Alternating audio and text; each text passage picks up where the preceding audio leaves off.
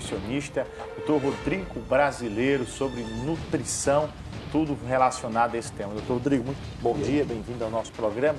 No próximo dia 31 é comemorado o Dia do Nutricionista.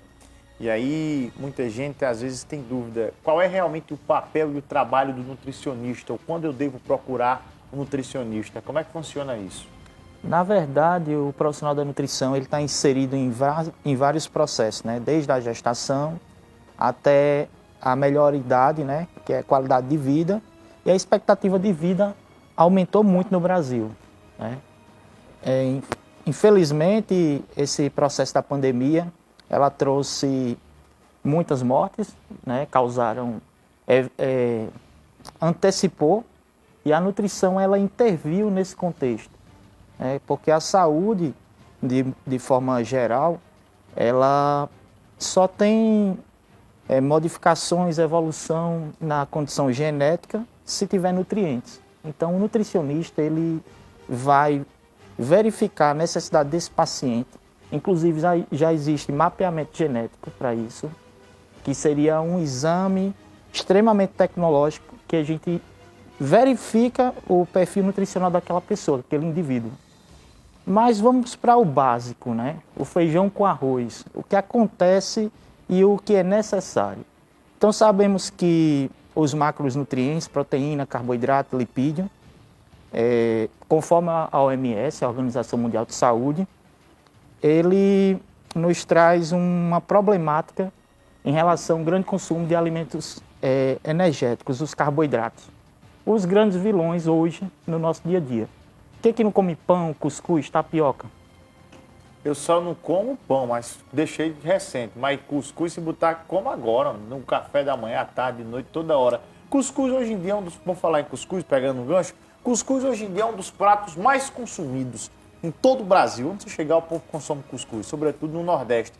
O que é que você tem a falar sobre o cuscuz em relação à saúde? É prejudicial? É recomendado? Como é que é? Então, relatei aqui um pouquinho sobre o macronutriente, o carboidrato, que se encaixa o cuscuz.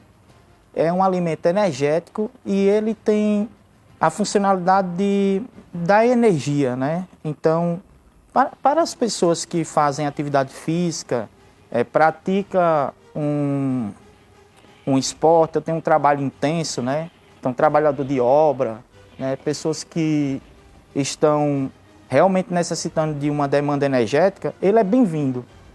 Mas quando a gente fala pessoas que são sedentárias, que não praticam atividade física, com esse processo da pandemia, muitas pessoas ficaram mais sedentárias, ficaram mais aprisionadas em casa, então o gasto energético diminuiu. O que aconteceu? Engordaram. Engordaram, porque você tem que ter um recebimento de energia, no caso que é da alimentação, e a queima também dessa energia. Já o cuscuz, né? Qual é a sua pergunta? Se faz bem ou faz mal? Olha só, eu falei do macronutriente, que é o carboidrato, o cuscuz, sendo que 70% do nosso milho hoje é transgênico. E já está comprovado que causa câncer. Só que eu não quero causar um terrorismo nutricional, não estou aqui para isso, né? Lógico. Temos que ver que boa parte da nossa população consome cuscuz.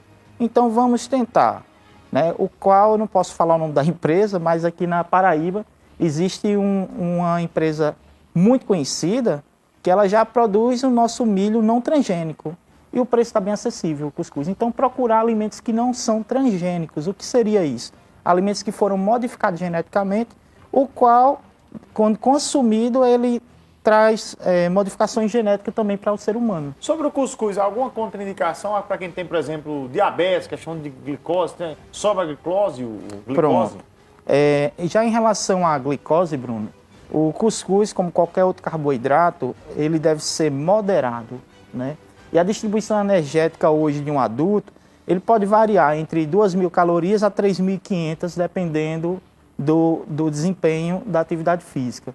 Mas quando fala de diabetes, né, que é a capacidade que a glicose era para entrar dentro da célula, para ter um funcionamento, então essa incapacidade, né, porque a insulina ela não perde função ou está deficiente, o corpo não produz insulina.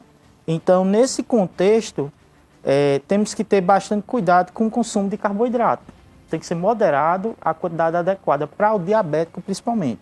Eu cresci no interior da Paraíba comendo feijão com arroz todos os dias. Feijão, arroz e uma mistura, seja carne de gado, frango, salsicha, linguiça ou ovos. E também aqui e acolá colocava também o macarrão. Esse feijão com arroz no almoço e na janta, como é que é o uso disso? Então, a combinação é perfeita, é um casamento, na verdade. Sendo que a quantidade é que vai fazer ele se tornar um vilão, né? Então, se a gente coloca eles dois, eles se complementam, porque eles contêm, inclusive, aminoácidos, que é uma quantidade adequada de proteínas, que seria uma proteína vegetal, mas ele contém a funcionalidade de juntar. O que falta num tem no outro. Então, nosso organismo se adapta e pega o melhor que o arroz e o feijão têm. Sendo que, se você consome muito, você vai dar aquele pico de insulina e glicose no organismo, né? Então, você tem que controlar, moderar. A quantidade ideal, qual seria por refeição? Acho que essa seria melhor para a gente falar, E né? como descobrir essa quantidade? Quanto é que eu devo almoçar? Qual é o peso? Qual é a quantidade de cada coisa? Como é que descobre isso? Então, raramente, nossa população, de forma geral, inclusive sou de Cajazeiras, né? Então, sertanejo. Então, nós sabemos que nossa cultura não é comer muita carne. É mais o alimento energético, até porque trabalhávamos na roça, era agricultor, então você tinha um desempenho maior. E quando você consumia o carboidrato, ou seja, o cuscuz, o feijão, o arroz, você sentia mais energizado, então você tinha mais desempenho. Aí ele cai bem numa quantidade maior. Sendo que quando vai se distribuir no nosso dia a dia hoje, não pode se ultrapassar 120 gramas juntando os dois. No caso, juntando o feijão e o arroz. E o arroz. E a proteína. Por exemplo, um almoço, uma refeição boa para alguém da minha idade, no meu porte físico, um almoço tendo feijão e arroz, 120 gramas feijão e arroz, e o restante, qual seria o complemento da proteína? Nós teríamos ali uma quantidade adequada entre 160 e 200 gramas de proteína, de frango. Ou 4 ovos, 5 ovos, está dentro da medida, né? Está dentro, no caso, a proteína ultrapassando o feijão com arroz. Não falaria em gramatura, mas eu falo no contexto, porque a proteína, ela tem gordura, ela tem vitaminas e minerais também, que são biodisponíveis. Então, nosso corpo já faz a utilização dela e absorve bem melhor, né, esse nutriente. E a mistura das frutas e verduras durante a refeição, já que estamos falando em refeição de almoço e jantar? Essa mistura, essa combinação das frutas e verduras? Pronto. O que falta nos macronutrientes no consumo diário, que seria arroz, né, o carboidrato, a proteína, e os leguminosos e verduras, que entram como carboidratos também, mas é um carboidrato complexo, que contém uma fibra, que essa fibra vai trazer um controle da glicose. Então, as frutas e as verduras, ela pode estar melhorando aí para quem é diabético, né? E para se ter um hábito saudável. Sendo que a quantidade também pode trazer malefícios. Por quê? Existe uma substância chamada frutose, que é um carboidrato também, que vai estar disponível. Até por isso, nós não recomendamos que façam um suco coado. A fruta tem que ser consumida com sua fibra intacta. A casca, né, na grande maioria, não da banana, mas de algumas frutas, né? Goiaba, maçã, manga, né? Que pode ser consumida a casca ali para poder aproveitar melhor fibras e quantidade de vitaminas disponíveis. A dieta, para ela surtir um efeito, você falou em suco, tem que ter a junção também com o líquido. E para quem não toma água, qual é a importância da água para uma alimentação saudável? Então, Bruno. Eu, por exemplo, tomo pouca água. Inclusive, minha mãe fica no meu pé direto. Eu tenho uma dificuldade de estar tomando água. Para quem não toma água, isso é prejudicial para a alimentação? Sim. A água, ela faz até chega a uma quantidade no nosso organismo de necessário para a nossa composição corporal, em média de 80% a 90%. Então, é uma quantidade bem interessante. A funcionalidade dela é exatamente essa, é fazer uma limpeza, desintoxicar. Aquelas modinhas, detox, né, que o pessoal utiliza, o melhor detox que existe é a água.